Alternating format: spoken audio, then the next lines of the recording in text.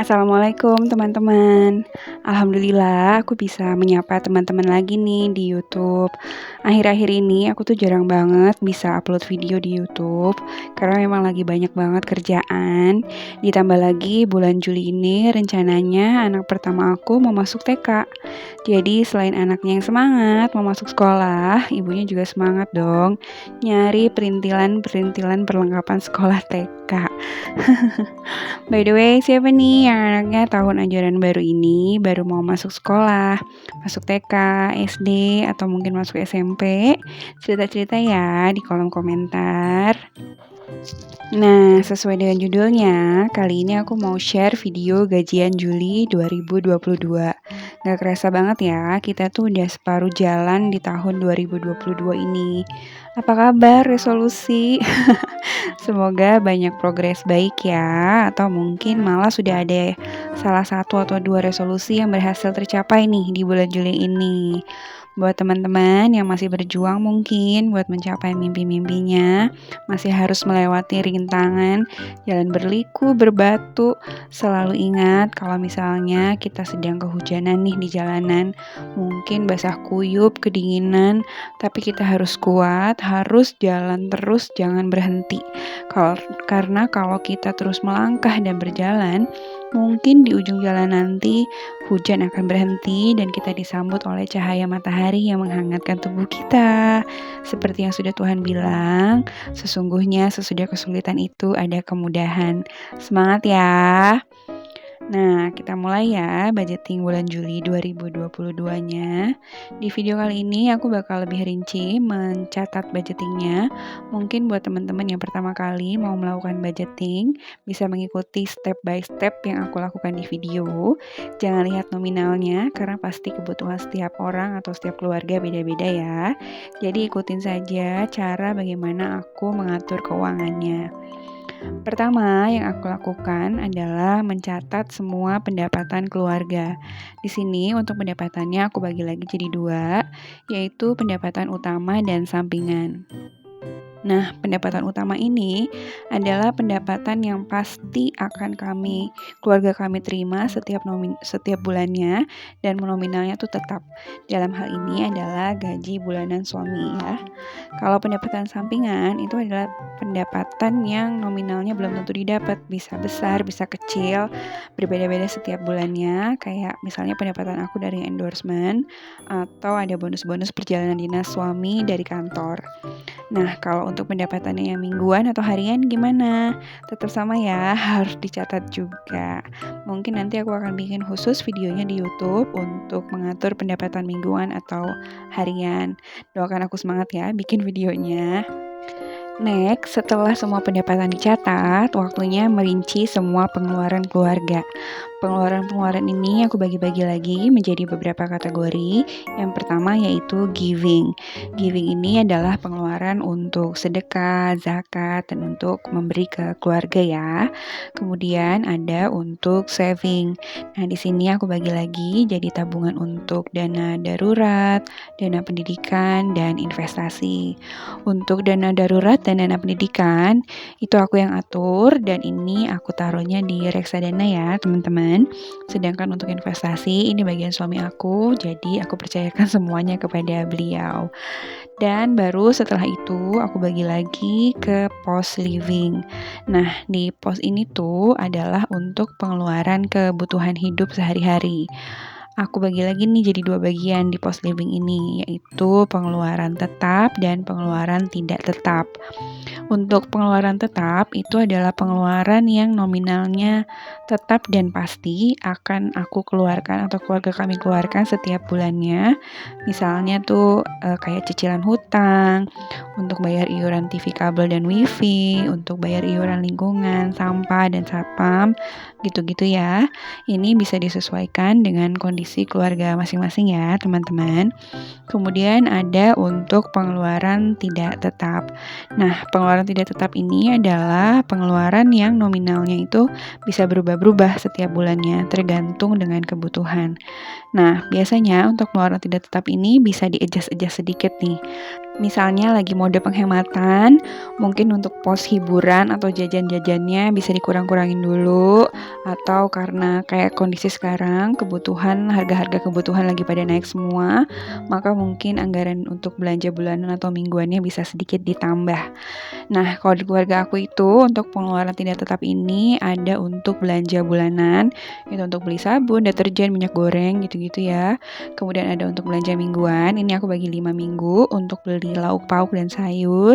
Terus ada kebutuhan anak, untuk beli susu dan popok, buat air, listrik, gas, beras, buat jajannya anak-anak, buat hiburan, buat keperluan suami, keperluan istri, dan ada dana lain-lain. Ini sifatnya buat jaga-jaga ya, dana lain-lain ini kalau ada keperluan mendesak gitu di setiap bulan berjalannya. Yang terakhir baru aku bagi untuk kebutuhan playing yang sifatnya senang-senang ya teman-teman. Kayak jajan anak sama hiburan, beli-beli GoFood gitu misalnya. Nah, sudah deh selesai alhamdulillah budgetingnya. Oh ya, sedikit menambahkan untuk membuat nominal-nominal yang ada di setiap pos pengeluaran, usahakan yang realistis ya teman-teman.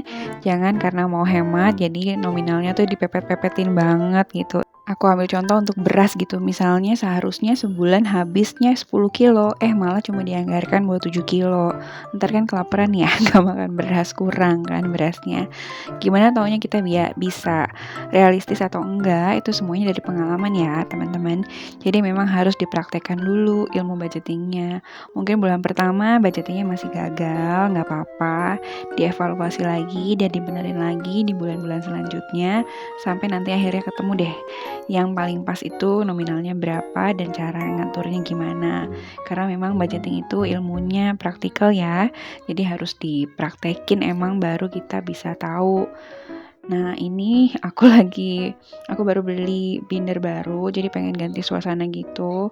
Ini uangnya aku masukin ke ziplock kecil ukuran A6 ini, dan stikernya ini aku juga ngeprint sendiri aja di rumah. Alhamdulillah punya printer dimanfaatkan. Nah ini udah selesai. Kayaknya kalau pakai ziplock A6 kayak gini, uangnya tuh bisa lebih safe gitu ya, nggak jatuh-jatuh karena kan ada penguncinya gitu, terutama kalau ada kembalian-kembalian logam-logam gitu, jadi enak nyimpan uangnya. Nah ini aku udah mau atur-atur uang bulanan yang dikasih sama pak suami ke ziplock ini. Nah aku tuh sebenarnya sudah belanja bulanan, jadi ini sisa-sisa uang aja nih, yang sisa belanja bulanannya nih yang aku masukin ke ziplock ini. Nah sambil ngelihat aku masukin uang ke dalam dompet, sekalian tadi aku jelasin sedikit lagi ya tentang budgetingnya. Yang perlu diingat itu dalam budgeting adalah bahwa pendapatan harus sama dengan pengeluaran. Bisa lebih kecil mungkin pengeluaran, berarti udah sangat baik ya, berarti banyak anggaran yang bisa untuk kategori saving atau ditabung.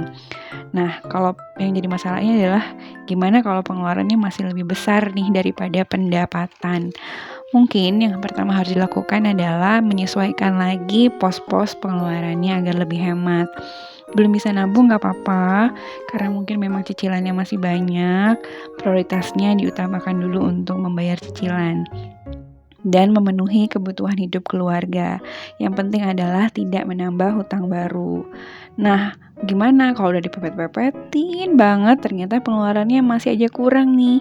Mungkin memang kasusnya adalah pendapatannya nggak cukup ya teman-teman, dan kita nggak bisa denial juga karena memang sudah diatur sedemikian rupa dan pendapatannya tidak bisa memenuhi kebutuhan karena kebutuhannya memang banyak. Apa yang harus kita lakukan? Mungkin salah satunya adalah menambah pendapatan. Bisa dengan jualan makanan misalnya, bikin-bikin kue gitu, atau nasi kuning, nasi uduk buat sarapan. Jadi reseller online shop, atau pas suami lembur-lembur, atau nambah-nambah dengan jadi ojek online bisa juga ya. Semangat ya teman-teman. Nah, alhamdulillah ini udah selesai masukin uangnya ke ziplock. By the way, nggak semua uang bulanan aku ambil dalam bentuk cash ya teman-teman. Ada yang tetap aku taruh di dalam rekening, kayak listrik, terus tagihan hutang, wifi, itu semuanya aku taruh di dalam rekening, tetap di rekening. Nah, sebenarnya ini adalah salah satu cara ya teman-teman yang bisa dilakukan untuk mengatur keuangan. Kayak aku tadi pakai dompet-dompet pemisah gitu, memisahkan uangnya ke dalam dompet-dompet sesuai dengan anggarannya. Teman-teman juga sebenarnya bisa pakai amplop-amplop atau apapun lah yang ada di rumah, nggak harus sama kayak aku. Mungkin juga ada teman-teman yang nggak nyaman pegang atau simpan cash banyak di rumah, bisa diatur dengan memisahkan rekening untuk pos playing, pos saving, dan pos living. Diatur lagi pakai aplikasi keuangan kayak yang biasa aku pakai, Money Lover, atau sekarang tuh ada bank digital yang bisa bikin kantong-kantong per pocket sesuai dengan anggaran-anggaran yang udah kita bikin gitu ya. Namanya Bank Jago. Aku juga punya by the way. Pokoknya banyak cara ya teman-teman. Nah, terakhir ini aku mau update dana pendidikan dan dana darurat yang aku punya. Untuk dana pendidikan anak-anak, ini jatahnya tuh 400.000 untuk 2 anak. Dan aku bisa lagi, untuk anak pertama aku taruh di reksadana pasar uang. Sedangkan untuk adiknya, karena masih dipakainya masih lama ya, jadi aku taruhnya di reksadana pasar saham. Nah, untuk reksadana ini aku pakainya aplikasi Bibit ya, teman-teman. Sedangkan untuk dana darurat, ini aku taruhnya di Bank Jago. Aku pilih yang Jago Syariah. Kenapa? Karena enaknya itu nggak ada biaya admin dan nggak ada bunganya. Jadi benar-benar kayak nitip uang doang gitu loh di Bank Jago. Ini juga kemarin dana daruratnya kebetulan sempat kepake. Jadi bulan ini aku ganti aja. Dan jadinya nggak aku arsir ya tadi di catatannya. Alhamdulillah uangnya juga sama nih, yang di bank sama dengan pencatatan manual. Dan sudah selesai deh budgeting bulan Julinya.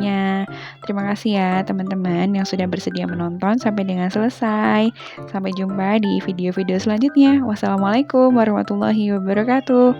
Bye.